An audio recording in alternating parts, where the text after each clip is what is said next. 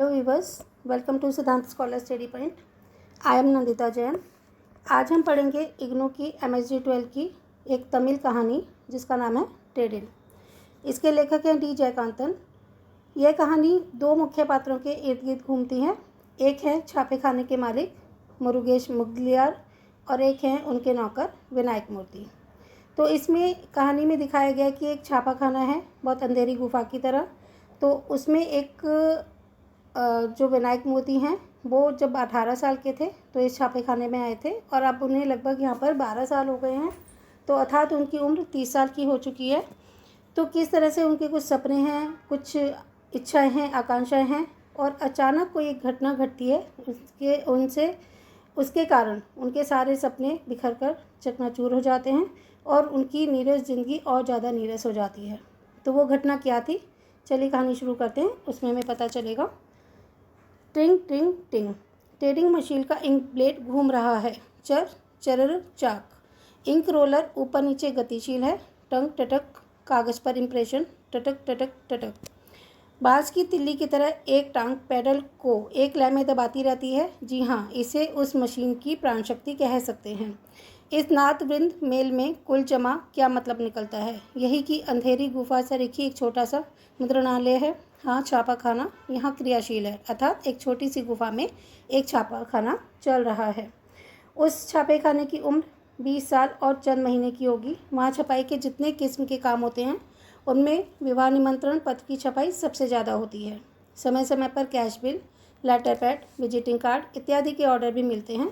उस कोठरी में ट्रेडिंग मशीन के अलावा 4-5 जॉब टाइप केस और एक छोटी सी कटिंग मशीन भी है। इतने छोटे छापे खाने में कौन सा बड़ा मुनाफा मिलता होगा, जायज़ सवाल ये है। अर्थात छापा खाना इतना छोटा सा है और छोटा मोटा काम है तो उसमें कितना मुनाफा मिल जाता होगा, ये सवाल सोचने लायक है। लेकिन इस प्रिंटिंग प्रेस के मालिक मुरुगेश मुदलियार ने 20 साल बाद जैसे तैसे करके अपने लिए एक छोटा सा मकान बनवा लिया है। यहाँ पर एक कंपोजिटर कम बाइंडर कम मशीनमैन के संपूर्ण दायित्व को निभाने वाले एकमेव कर्मचारी विनायक मूर्ति हैं। वही जो ट्रेडिंग मशीन के पास खड़े होकर ताबड़तोड़ पाँव मार रहे हैं। माहवार 20 रुपये की पूरी गारंटी है। काम की भीड़ और मुदलियार के मूड के मुताबिक चाय पीने या नाश्ता करने के लिए समय समय पर मिलने वाली फालतू आमदनी को जोड़ लें तो तनख्वाह 30 रुपये तक पहुंच जाती है। अर्थात उनकी महीने की जो सैलरी है वो 20 रुपये है। लेकिन अगर काम ज़्यादा हो या मुदलियार का मूड अच्छा हो तो कभी कभी वो चाय पानी के और नाश्ते के लिए एक्स्ट्रा पैसे दे देते हैं, जिनकी उसमें उनकी आमदनी महीने में 30 रुपये तक पहुंच जाती है। तो 12 साल पहले की बात है। एक शुभ दिन पर विनायक मूर्ति ने हाथ में स्टिक पकड़कर यहाँ कंपोजिंग कार्य का श्री गणेश किया था। उसने पहले जिस सामग्री का अक्षर योजन किया था वह थी शुभ लग्न पत्रिका। हाँ, विवाह का निमंत्रण पत्र। उस दिन से उसने कितने ही भाग्यवानों के विवाह निमंत्रण छाप दिए थे, परंतु उनकी अपनी शादी का कार्ड, अर्थात वो 30 साल के हो चुके हैं लेकिन आज तक अपनी शादी का कार्ड नहीं छाप पाए हैं। अर्थात उनके लिए अभी कोई लड़की नहीं पसंद की गई है उनके परिवार के द्वारा जिससे वो शादी कर सके। आज कितने ही लोगों के लिए अपने इन हाथों से शादी के कार्ड छाप दिए हैं। यूँ लंबी सांस भरने वाले विनायक मूर्ति की उम्र फिलहाल 30 साल की हो चुकी है। इस ढाबे में मिलने वाली 6 आने का दाल भात कब तक खाता रहूँगा। वो सोचते हैं कि जो उन्हें शादी नहीं हुई है तो वो ढाबे में खाना खाते हैं और उसमें उनको दाल भात मिलता है 6 आने का। वो सोचते हैं ये दाल भात मैं कब तक खाता रहूँगा, अर्थात मेरी भी शादी अब तक हो जानी चाहिए। विनायक मूर्ति के हाथ में रैक दबाया, पैडल मारता पैर स्थिर हो गया। ट्रेडिंग मशीन भी रुक गई। वहीं पास में स्याही डब्बों के स्टैंड में उनकी उंगलियों ने कुछ चीज़ टटोली। उंगली में फंसी सूंघनी की पोटली खोलकर एक चुटकी खींच ली। उसके बाद वो सूंघनी पूछते हुए हाथ ने उनकी नाक पर स्याही का लेपन कर दिया, अर्थात उनके हाथ में जो स्याही थी वो उनकी नाक पर लग गई। इस बात से अनभिज्ञ विनायक ने उधर पास में सूखने के लिए रखे निमंत्रण पत्रों में से एक को उठाकर देखा और वह क्या देखते हैं, स्याही की सप्लाई तो एकदम बराबर है, मगर कौन सी कमी रह गई। हाँ, नीचे वाले रोलर को बदल दें तो प्रिंट चकाचक चमक उठेगा। यह इम्प्रेशन कम करना है। इम्प्रेशन ठीक ही तो है। अरे रे, ये अक्षर क्यों चपटा हो गया। स्याही क्यों फैल रही है? टाइप के पीछे चेपी लगानी पड़ेगी। मतलब उन्होंने निमंत्रण पत्र को उठाकर देखा तो उन्हें कुछ कमियां दिखाई दी। उन्हें लगा कि वैसे तो स्याही तो ठीक ही है, लेकिन अक्षर थोड़ा सा चपटा हो गया है और उसकी वजह से थोड़ी सी स्याही भी फैल गई है। तो टाइप के पीछे चेपी लगानी पड़ेगी, जिससे कि इस जो मिस्टेक हो रही हैं, गलतियाँ हो रही हैं, उसको ठीक किया जा सके। तभी मुदलियार के चिल्लाने की आवाज़ आती है, अबे मशीन क्यों बंद कर दी? ग्राहक अभी आने ही वाला है, समझे? तो मुदलियार ने जब देखा कि मशीन की आवाज़ बंद हो गई है तो उन्होंने चिल्लाकर कहा कि मशीन क्यों बंद कर रहे हो, ग्राहक आने वाला है। तो ठीक है, एक चवन्नी दे देना मालिक, सुबह नाश्ता नहीं किया, अभी आकर काम पूरा कर लूँगा। तो जब भी ऐसा मौका मिलता था कि काम की भीड़ ज़्यादा होती थी तो उसका वो पूरा फ़ायदा उठाते थे विनायक मूर्ति, और उन्होंने मालिक से कहा कि एक चवन्नी दे दो, अभी नाश्ता करके आता हूँ, फिर काम पूरा करूँगा। तो जल्दी आ जा, काम बहुत ज़्यादा है। मुदलियार ने चवन्नी निकाल कर मेज़ पर रख दी। अच्छा मालिक, बदस्तूर जवाब दिया और पैसा लेकर आगे बढ़ गया। एक दिन की बात है, प्रेस में विनायक को छोड़कर कोई और नहीं था। उस दिन के लिए तयशुदा काम में से 2 काम बाकी थे। पहला तो 2 निमंत्रण पत्र कंपोज करके उनका प्रूफ निकालना और दूसरा प्रूफ शोधन किए अभिनंदन पत्र में करेक्शन लगाकर उसे छापना। छापने के लिए कागज़ भी तो काटना होगा। बुदबुदाते हुए वह टेबल में कसे चेस को खोल रहा था। उसके मन में एक छोटी सी आशा अंकुरित हुई, बहुत सी साधारण इच्छा, आप चाहें तो इसे बचपना भी कह सकते हैं, कि अचानक ये अभी टेबल में कसे हुए चेस को वो खोल रहे थे तो उनके मन में एक छोटी सी बात आई, बहुत छोटी सी आशा, जिसे आप बचपना कह सकते हैं, लेकिन उनकी आशा शायद यही थी कि उनकी शादी भी हो जानी चाहिए। चेस को खोलकर स्टोन पर रखा, वह भी एक विवाह निमंत्रण कार्ड का ही मैटर था। विनायक ने मैटर में वर के मैटर में वर के नाम वाले अक्षरों को ब्रश से पूछा। स्याही हट जाने पर चांदी की तरह उजले अक्षर चमक उठे। उस पर लिखा था चिरंजीव श्रीधर। इन अक्षरों के टाइप दाईं ओर से बाईं ओर जैसे कि आईने में प्रतिबिंबित होता है, एकदम साफ दिखाई दिए। चिरंजीव श्रीधर, उन्होंने सोचा। शूटिंग स्टिक को एक छोर पर टिकाकर मल्टी बार से उसके ऊपर चटाचटक 2 बार किए। बगल में रखी तिलियों को ढीला करने के बाद पुंचर लेकर बॉर्डर के पास वाले क्वाड़ों को दबाया। फिर टाइपों को धीरे से हिलाकर लाइन में गड़बड़ी आए बिना चिरंजीव श्रीधर इन 7 अक्षरों को सफाई से उठाकर अलग रख दिया। अर्थात इसमें वो थोड़ा सा करेक्शन करना चाहते थे और इसलिए उन्होंने चिरंजीव श्रीधर वाले इन 7 अक्षरों को उठाकर अलग कर दिया। और ऐसा करते हुए उनके होठों पर शरारत भरी मुस्कान रेंग उठी। उसके हाथों ने चेस से दूसरे 7 अक्षरों को फटाफट चुनकर उंगलियों के बीच में रख लिया। पट्टे ने चिरंजीव शब्द को हड़प लिया था। एक नया अक्षर संयोजन देखकर मन ही मन वह हंस दिया। चिरंजीव श्रीधर के बदले अब के विनायक मूर्ति ने इन 7 अक्षरों ने निमंत्रण पत्र में जगह पा ली थी। अर्थात उस निमंत्रण पत्र में चिरंजीव श्रीधर लिखा हुआ था, उन्होंने उसे हटाया और के विनायक मूर्ति वहाँ पर लिख दिया। स्टोन पर पड़े चेस को फिर से कसकर 2 बार उठा पटक करके जांच लेने के बाद टेबल में लगाया। थोड़ी देर तक उस पर स्याही लगाने के बाद एक वेस्ट शीट ली और टेबल के बेड पर रखकर सिकुड़न दूर करने के लिए उंगलियों से 2 बार सहलाया, जिससे कि वो जितने भी कागज़ पे सिकुड़न है वो दूर हो जाए और कागज़ एकदम प्लेन हो जाए। कागज़ पर सिकुड़न हो या ना हो, कागज़ को बेड पर रखकर टेबल की लय गति के अनुसार उसे एक बार सहलाने की उसकी आदत थी। अर्थात अगर कागज़ में सिकुड़न नहीं भी होती थी तो उसकी आदत थी कि पहले कागज़ को बेड पर रखता था और उसको एक बार अपने हाथ से सहलाकर सही करता था। उसके बाद बाएं हाथ ने ब्रेक हटा दी। टंग टटंग इम्प्रेशन की आवाज़। बेड पर पड़े कागज़ को उठाकर देखा कि के विनायक मूर्ति और सौभाग्यवती अनुसैया का शुभ विवाह। इन जुगलों को पढ़कर वह खूब हंसा, हंसते हंसते लोटपोट हो गया। अर्थात उसने चिरंजीव श्रीधर का नाम हटा के जहाँ पर के विनायक मूर्ति रखा था और उसकी होने वाली बीवी थी सौभाग्यवती अनुसैया, तो अब श्रीधर के बजाय के विनायक मूर्ति और सौभाग्यवती अनुसैया का शुभ विवाह ये लिखा गया वेस्ट शीट पर। तो वो ये पढ़कर खूब हंसा और इतना हंसा कि हंसते हंसते वो लोटपोट हो गया। निमंत्रण पत्र पर छपे माता पिता के नाम या कुल गोत्र इत्यादि पर उसका ध्यान बिल्कुल नहीं गया। अच्छा है, हाथों हाथ इसे डिस्ट्रीब्यूट कर दें। चेस को खोलकर अच्छी तरह से पोंछने के बाद मैटर निकालकर गेली फलक में रखते हुए डिस्ट्रीब्यूट करने में तल्लीन हो गया विनायक मूर्ति। अबे क्या चल रहा है? आजकल उल्टा सीधा काम करने में ज़्यादा लग गया है। क्या बात है? अरे किसने तुझे डिस्ट्रीब्यूट करने को कहा? बाहर जाते हुए मैं तुझसे कौन सा काम बता कर गया था और तू क्या कर रहा है? मैंने कहा था कार्ड का काम पूरा करने के बाद अभिनंदन पत्र को मशीन पर चढ़ा ले। हाँ, वह बहुत ज़रूरी है, मुदलियार चिल्लाए। अर्थात मुदलियार ने उनसे कहा विनायक मूर्ति से कि मैंने तुझे क्या काम दिया था और तू क्या कर रहा है, ठीक है। और ये भी कहा था कि कार्ड का काम जब पूरा हो जाए तो अभिनंदन पत्र को मशीन पर चढ़ा लेना, और तुम फिजूल के काम करे जा रहे हो। तो अच्छा मालिक, बदसूर जवाब देकर विनायक काम में मशगूल हो गया। चाहे रात हो जाए, आज उसे पूरा करना ही है, मुदलियार का हुक्म। मुदलियार ने उसे हुक्म दिया कि चाहे रात हो जाए, कुछ भी हो जाए, तुम्हें आज ये काम पूरा करना ही होगा। घड़ी में 3 बज गए। छप गए निमंत्रण पत्र के मैटर को डिस्ट्रीब्यूट करने का काम हो गया। अब अभिनंदन पत्र का काम शुरू कर रहा है। हाथ मुस्तैदी से काम पर लगे हुए थे।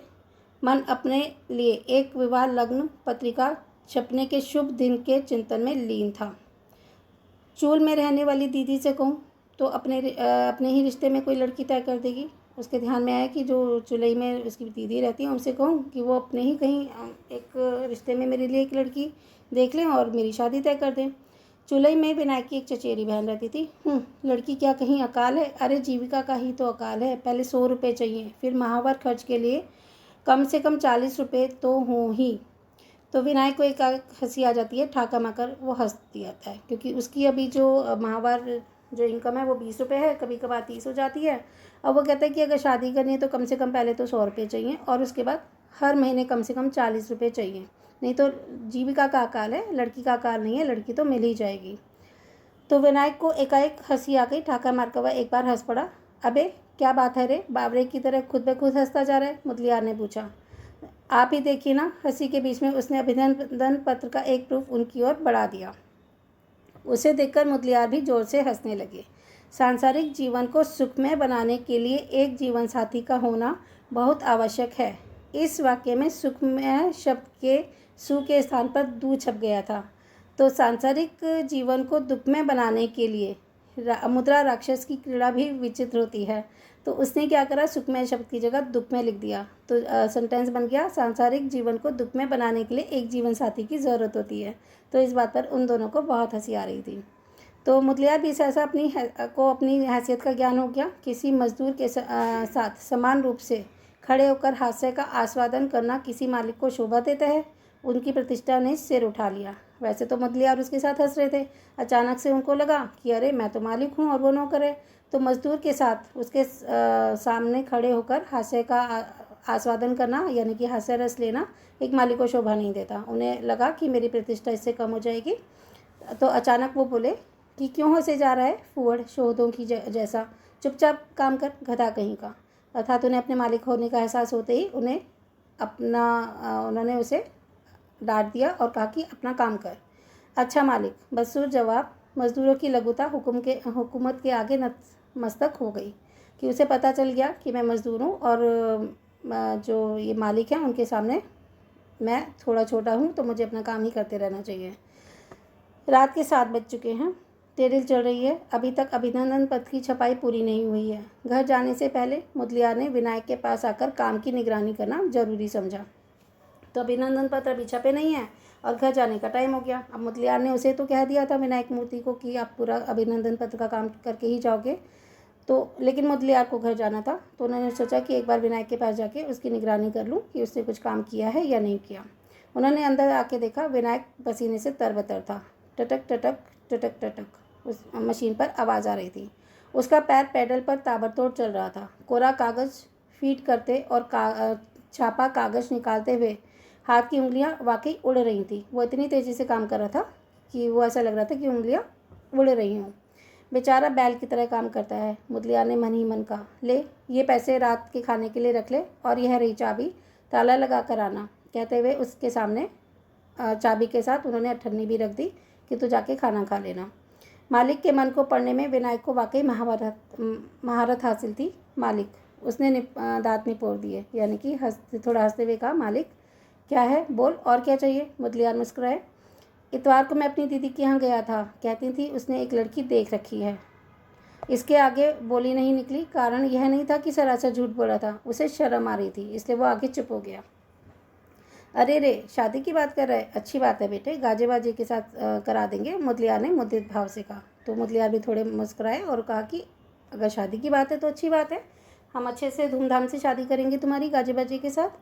तो मालिक उसके लिए 100 रुपये की पेश की। ये कहकर उसने वाकई अधूरा छोड़ दिया कि मुझे 100 रुपये चाहिए। तो चिंता काहे करता है, सब हो जाएगा, तू पहले बात पक्की कर ले। मुदलियार ने से इतना सुना था कि विनायक फूला न समाया। अब उसे पक्का हो गया कि अब उसे शादी के लिए 100 रुपये मिल जाएंगे। अब उसे कोई चिंता की बात नहीं थी। बाहर निकलते हुए मुदलियार ने अपने आप से कहा, पट्टे की उम्र हो गई है। जब हमारे पास आया था 18 साल का छोकरा था। हमारे सिवा इसका अपना है ही कौन। शादी में कोई कसर नहीं होनी चाहिए। अर्थात उन्हें एक इंसान होने के नाते, इंसानियत के नाते सोचा कि ये सिर्फ 18 साल का लड़का है और हमारे सिवा इसका कुछ है भी नहीं, तो मैं इसकी शादी में कोई कसर नहीं छोड़ूंगा। प्रेस में टेडल चल रही थी। टक टक टटक टटक टटक। अचानक यह क्या हो गया। विनायक की जांघ के ऊपर, उदर के नीचे अंतड़ियों में मरोड़ और दर्द हो रहा है। लगता है अंतड़ियाँ घूम रही हैं। अरे जान निकल रही है। आह का चित्कार निकला। पैर खुद ब खुद पेडल से हट गया। पैर के अचानक हट जाने से तेज गति से चल रहे पेडल ने धड़ धड़ का कंपन, फिर वह रुक गया। अर्थात अचानक से मुदलियार के जाने के बाद विनायक के पेट में बहुत दर्द उठा और वो दर्द से चिल्ला उठा और उसके पैर पैडल से हट गए और वो पैडल में धड़ाधड़ का कंपन हुआ। फिर अचानक से वो रुक गया।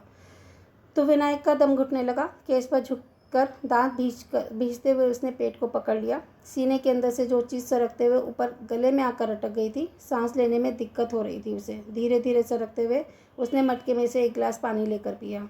दर्द कम हो गया, लेकिन पूरी तरह नहीं गया। बड़ी मुश्किल से दांत भींचते हुए और सांस रोकते हुए रुक रुक कर जैसे तैसे अभिनंदन पत्र की छपाई का काम उसने पूरा कर डाला। मतलब इतनी तबीयत खराब होने के बाद भी उसने अपना काम पूरा कर दिया। टेडल से चेस उतारने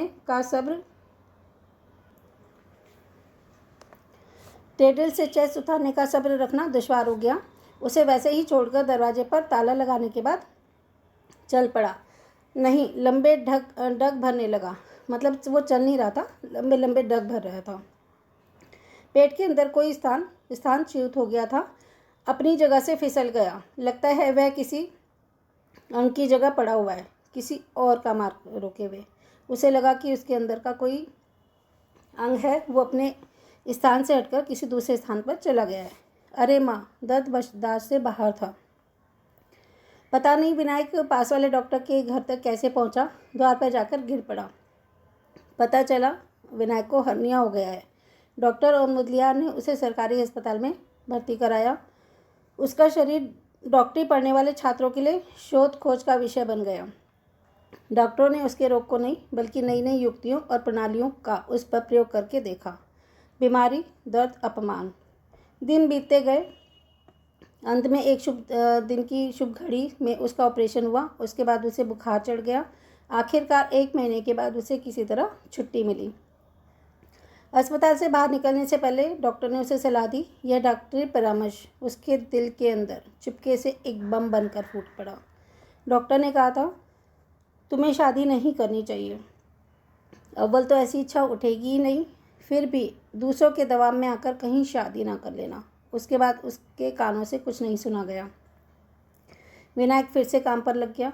अंधेरी गुफा सरीखी छापाखाने में घुसकर उसने टेडल देखी, केस देखा और स्टिक देखा, जिनसे उसका 1 महीने पहले वियोग हो गया था। अर्थात जब उसे उसकी तबीयत खराब हुई तो वह जब उसका हर्निया का ऑपरेशन हुआ तो पहले ही जब डॉक्टर ने कहा कि तुम शादी मत करना, अब तुम बिना शादी के ही रहना होगा तुम्हें, क्योंकि तुम्हारी बीमारी ऐसी है कि तुम्हें शादी नहीं करनी चाहिए।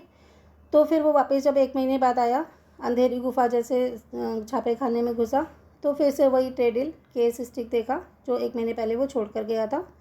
पता नहीं क्या सूझ गया उसे। उसने टेडल को गले लगाकर लंबी सांस ली। देखो विनायक, यह निमंत्रण पत्र चेस पर कसा हुआ है, उसे मशीन पर चढ़ा लेना। तुम्हारे बगैर इधर कोई भी काम ठीक नहीं हुआ। जितने छोकरे आए सबके सब बेकार निकले। तुम्हारी तनख्वाह अगले महीने से 10 रुपये बढ़ा दी गई है। अच्छा, तुमने कहा था ना शादी के लिए पेशगी चाहिए, 15 तारीख के बाद ले लेना। क्यों, खुश है ना? मुदलियार ने आंखें मटकाते हुए पूछा। मुदलियार उससे मजाक कर रहा था कि अब तुम्हारी मशीन तुम्हें ही मुबारक हो, क्योंकि जितने भी मैंने लड़के रखे उन्होंने किसी ने ढंग से काम नहीं किया। तुम्हें ही ये काम करना होगा आगे से ठीक से। तो इसके बदले में उन्होंने उसकी तनख्वाह भी बढ़ा दी 10 रुपये और उसे शादी के लिए पेशगी लेने के लिए भी कहा, जिससे कि उसका भी मन थोड़ा सा अच्छा हो जाए। विनायक ने ऐसे दूसरी तरफ फेर लिया। अनजाने में ही दोनों हाथों ने मुंह को ढांप लिया। पूरे शरीर में कंपन हो रहा था। क्या वह रो रहा है? पट्टा बड़ा लजा रहा है। मुदलियार हंस पड़े। तो वो तो रो रहा था, लेकिन मुदलियार को लगा कि वो शर्म से लज्जा आ रही है उसे, वो लजा रहा है। वह टेबल के पास गया।